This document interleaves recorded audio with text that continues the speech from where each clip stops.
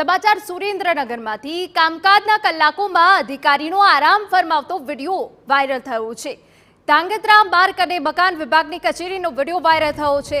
આખી કચેરીમાં બધા ટેબલો ખાલી જોવા મળ્યા। એક અધિકારી કચેરીમાં જ આરામ ફરમાવતા નજરે પડ્યા। નાયબ કાર્યપાલક ઇજનેરની કચેરીનો વિડીયો વાયરલ થયો છે। વિડીયો વાયરલ થતા સરકારી બાબુઓની કામગીરી સામે અહીંયા સવાલ ઊભા થયા છે। TV9 વાયરલ વિડીયોની પુષ્ટિ નથી કરતું। અમારા સંવાદદાતા સાજીદ વધુ વિગતે વાત કરવા જોડાયા છે। સાજીદ, આ જે વિડીયો સામે આવ્યો છે તેની સચ્ચાઈ શું છે?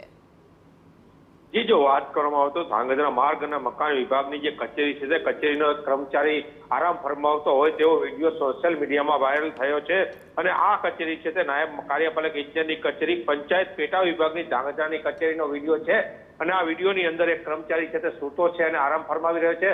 અને આખી કચેરી અંદર લાઇટ, પંખા સહિતના જે ઉપકરણો છે ચાલુ છે, જેથી કરીને વીજળીનો પણ દુરુપયોગ થઈ રહ્યો છે। અને આખી કચેરી ખાલી ખમ ભાસી રહી છે, કારણ કે કોઈ કર્મચારી હાજર નથી અને ફક્ત એક કર્મચારી છે તે પણ આરામ ફરમાવી રહ્યો છે। જેથી કરીને સવાલો ઉભા થાય છે કે જે અરજદારો છે, જે સરકારના કામે આવતા હોય તે લોકોના કામો કઈ રીતે થતા હશે અને આ કર્મચારીઓ કેમ ગેરહાજર હશે અને આ કર્મચારી કેમ આ આરામ ફરમાવી રહ્યો છે। આ જે સમય છે કે સરકારનો કે 6 થી 6 વાગ્યા સુધીનો ત્યાર આ ટાઈમ મુજબ જે કર્મચારી છે તે આરામ ફરમાવે છે અને ઓફિસની અંદર કામકાજ નથી કરતો તેવું દેખાઈ રહ્યું છે। પરંતુ હાલ આ વિડીયો વાયરલ થયા બાદ જે જિલ્લા પંચાયત છે તેઓએ હાલ આ તપાસના આદેશ આપ્યા છે અને આ કર્મચારી ઉપર પગલાં લેવાની પણ તજવીજ હાથ ધરવામાં આવી રહી છે। જી બિલકુલ, આભાર। તો ધાંગધ્રા માર્ગ અને મકાન વિભાગની કચેરીનો આ વિડીયો છે।